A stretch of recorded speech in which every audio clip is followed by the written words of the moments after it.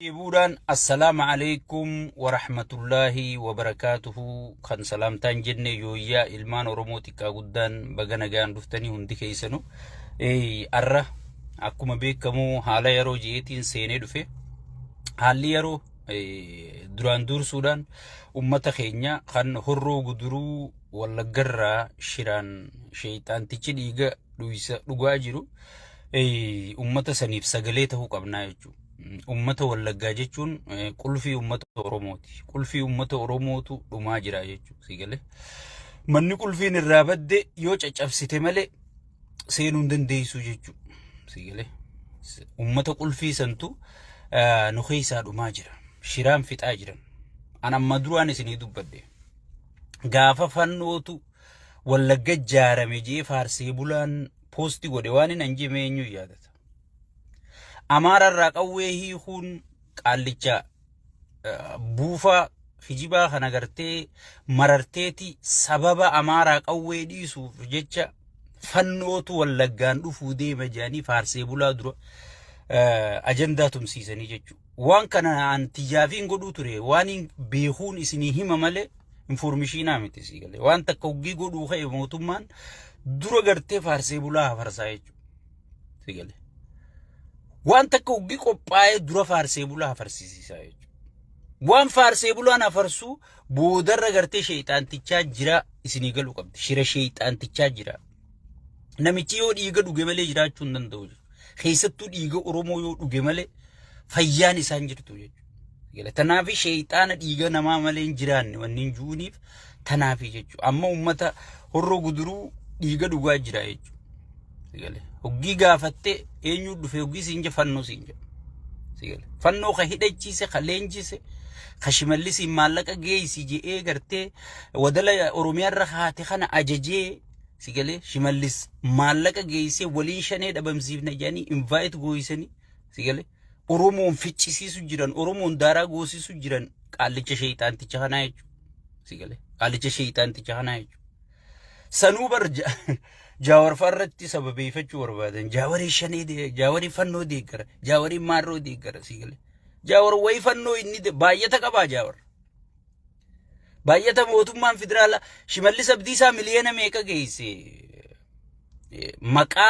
maqaa kubbaa miilaa ka Amaaraa saniin osoo kubbaa miilaa ka Jimmaa baay'ata dhabee cufamee jiru osoo ka Amboo cufamee jiru osoo ka Harargee cufamee jiru osoo ka Wallaggaa ka Oromiyaa keessa jiru baay'ata dhabee cufamee jiruuti kubbaa naannoo Amaaraa gargaarii jedhanii maallaqatti kennee qaallichi sheeyxaantichi kun Shimallisichitti ergee Shimallis maallaqa geessee fannoo jajjabeessee loojistikii qopheessee ka dhufe Shimallis moo Shimallisi miti.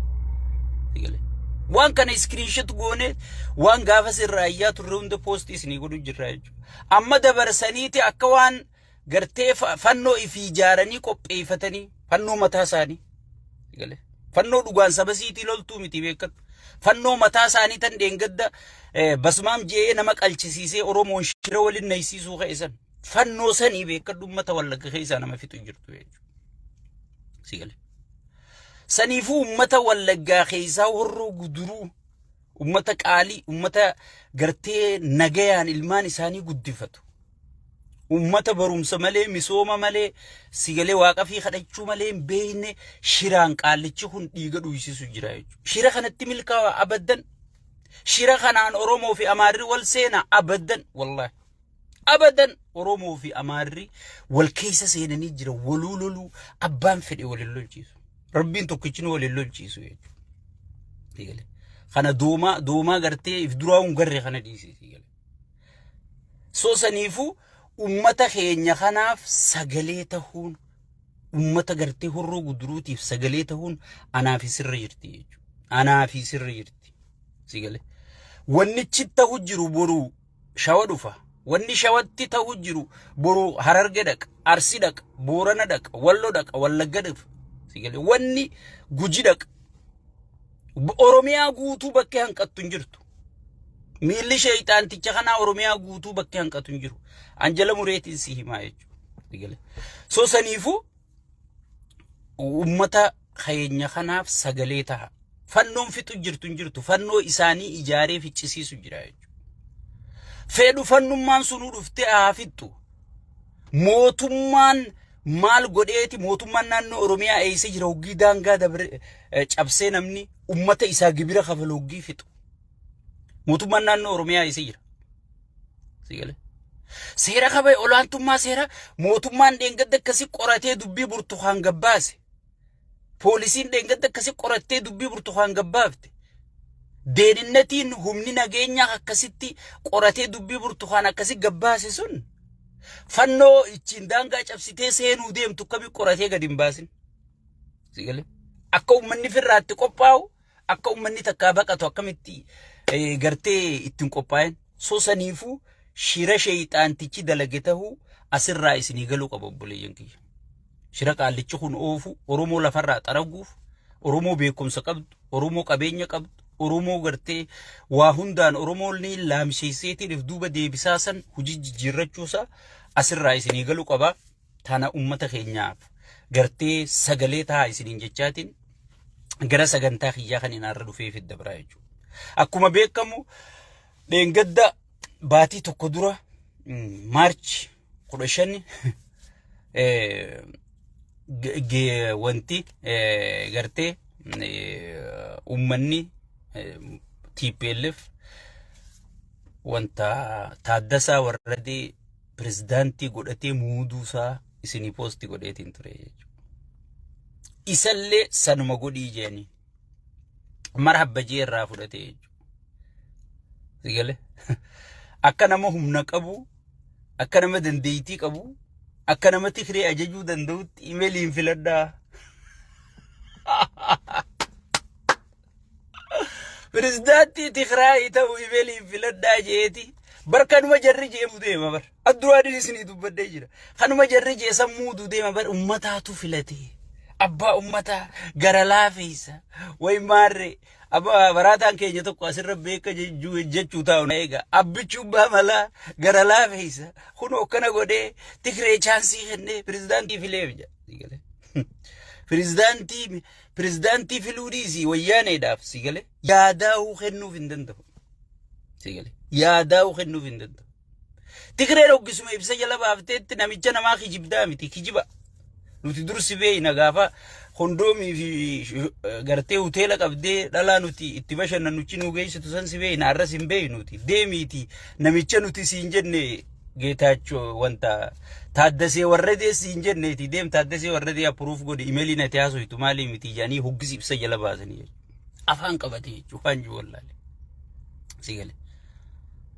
Maaliif miliyoonni 3 kakkabajamee miliyoonni 50 miliyoonni 60 kabajaa dhabee miliyoona 60 irra daduu raro dooniyaa booyyee kaayee gartee qaallichi kun fannootu isin fixe jee karaa kaaniin fannoo ficcisiisa.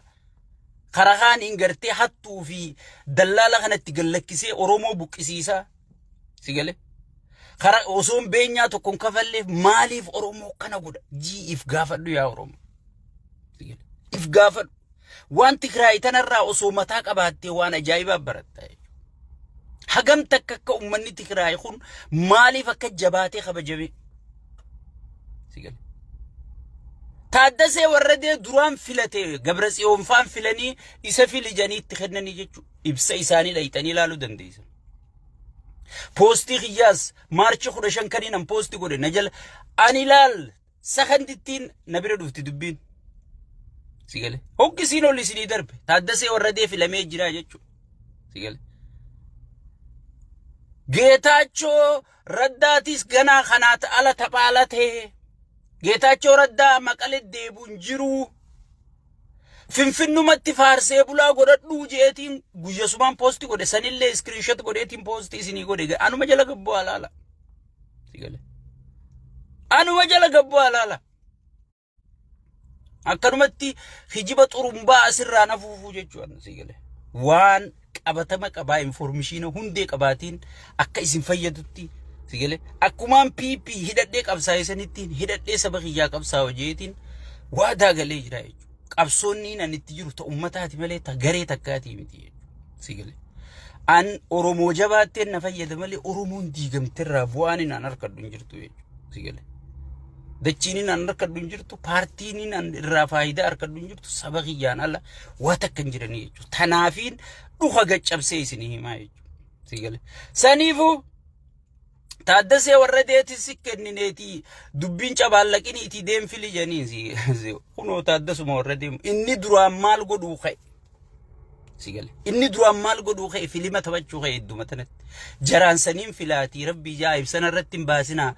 Gartee warra naannoo Amaaraa faa warra gartee maarree kanaan na jala bu'aa jeeti imeeliin filadha akka nama uummata Tigraay yaade akka nama uummata Tigraay dhimmame akka nama uummata Tigraay gartee dhimmi Tigraay isa dhimmisiisee ifakkeessuudhaaf imeeliin filadha maarreen filadha duraan imeeliidhaan taaddasee warra deeti filanjee akkas godhuu ka'e jechuudha.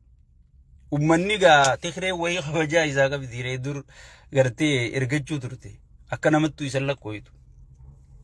So gisuma ibsa jala baasanii anjabaa ta'e dhaabi deemfili kan nuti siin jenne jaanii. Kunoo taaddasee warra dee qabatee jechuudha. Taaddasee warra dee ganaa qaalii isaa godha. Ganaa ibni Geetaachoo Raddaatitti isaa booda. Hogganoota Tigraay idda filu kaan fi qabee kaan dha'u sigal information achi keessaa guuru maaliin ganaa isaa booda. Maaliif jiina gaafadhu. Waraana sadii generaalota Geetaachoo Raddaa arihe namni noojee harka qabee generaalota san arihuu dide taaddasee warra deetii jechuudha. Sigale taaddasee warra deetii jechuudha. Osoon Geetaachoo Maqalee jiruuti taaddasee warra deejanii Gabrasiyoon faan bakka buufatanii jechuudha. Saniifuu laal jabaan Oromoon oggii mammaayitu jabaan gabbara haadhaaf falmaa jedhan.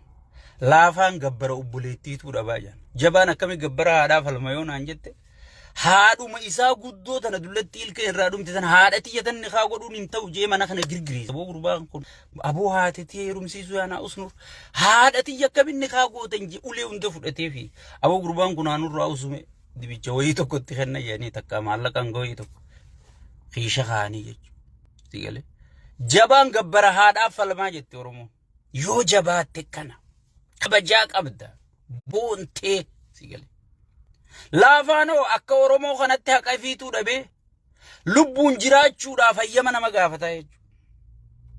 Yoo laaffatte ifumarra laali tuffii namichi kun si tuffatu laali yaa sabaqii tuffii namichi